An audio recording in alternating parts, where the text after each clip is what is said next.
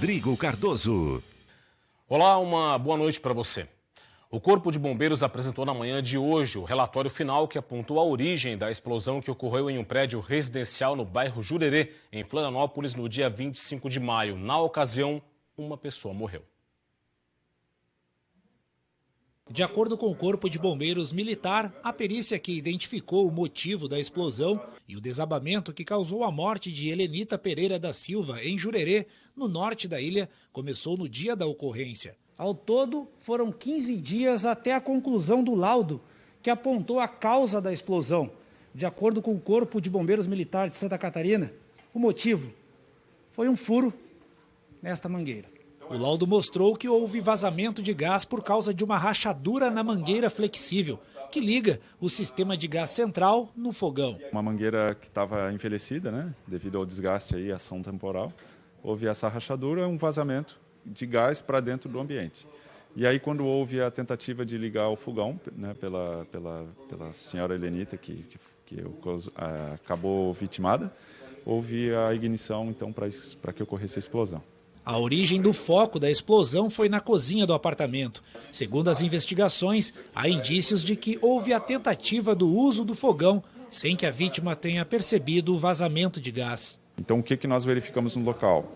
Que ela levantou, se dirigiu ao fogão para tentar fazer alguma alimentação, provavelmente um café, porque ela foi encontrada com a tampa do café na mão.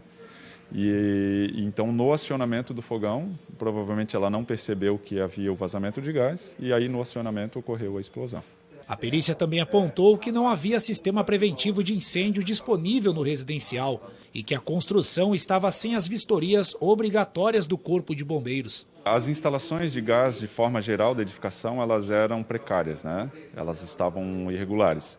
Havia 2 botijões do tamanho P45, 45 quilos, que estavam do lado externo da edificação, mas não estavam localizados em uma central específica para isso. Agora uma informação importante que vem da Receita Federal. O fisco alerta para a existência de sites fraudulentos que chegam a cobrar taxas elevadas para a regularização do CPF e não cumprem o prometido.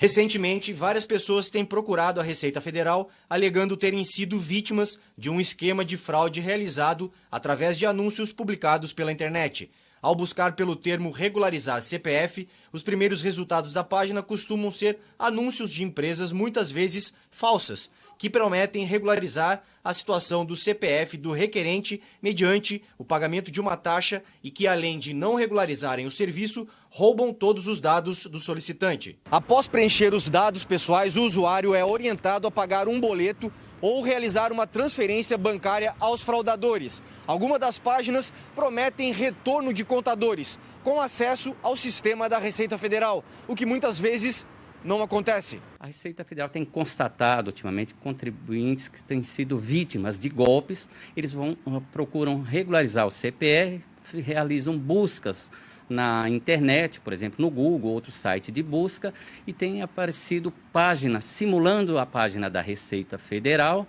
e onde são inseridos, demandados dados do contribuinte, seu endereço, telefone, informações de identificação.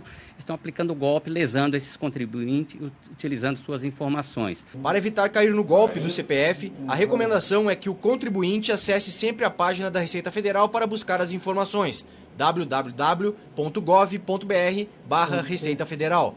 O órgão não realiza recolhimento de valores por boleto. Quando realizada pelo site da Receita Federal ou em suas unidades de atendimento, a regularização do CPF é gratuita. O cidadão também tem a opção de contratar profissionais da área contábil para auxiliar no processo. Policiais civis, fiscais do Procon Estadual e agentes da Agência Nacional do Petróleo deflagraram hoje a Operação Abastecimento Seguro. A ação fiscalizou postos de combustíveis em Palhoça, na Grande Florianópolis. Ao todo, foram fiscalizados 28 postos de combustíveis em Palhoça. 4 foram notificados por falta de alvarás. 2 bombas foram lacradas por divergência entre o que era apresentado na bomba e o que era mostrado no aferidor. Os estabelecimentos com bombas interditadas vão ter 15 dias para apresentar defesa. Se não apresentarem ou a defesa for indeferida, pode haver multa. E 2 pessoas foram presas hoje pela Polícia Rodoviária Federal por transportarem drogas dentro de um ônibus. Foi em Chapecó, no oeste do estado. O ônibus que fazia a linha Santarém, no Pará, a Porto Alegre, no Rio Grande do Sul, foi parado pelos policiais rodoviários federais na BR-480, em Chapecó. As drogas estavam na bagagem de 2 passageiros. Com um jovem de 19 anos, os policiais encontraram 18 quilos de maconha. Já na bagagem de uma adolescente de 16 anos, os policiais encontraram 8 quilos de skunk.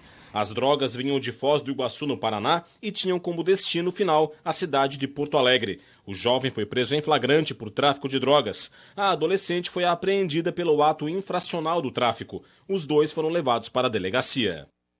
Logo mais depois do Band Cidade, tem o Jornal da Band, com as principais informações do Brasil e do mundo. Hora de conferir os destaques da edição de hoje com a apresentadora Joana Treptow. Boa noite, Joana. Olá, boa noite. No Jornal da Band de hoje você vai ver que o Ministério da Economia está correndo atrás para saber de onde vai tirar a fonte de renda que vai garantir o novo Bolsa Família, o auxílio de R$300 para cerca de 18 milhões de famílias. A gente também vai falar sobre a CPI hoje. O ex-governador do Rio de Janeiro, Wilson Witzel, ele não precisava ir lá à comissão depor, porque ele tinha um habeas corpus, mas ele foi lá e teve confusão, bate-boca e também um encontro histórico entre Vladimir Putin, presidente da Rússia, e o presidente dos Estados Unidos, Joe Biden. Todos os detalhes a partir das 7h20 no Jornal da Band. A seguir tem o comentário político de Roberto Azevedo e veja também definida a empresa que vai administrar o centro de eventos de Balneário Camboriú, no litoral norte do estado. Os detalhes em instantes. Até já.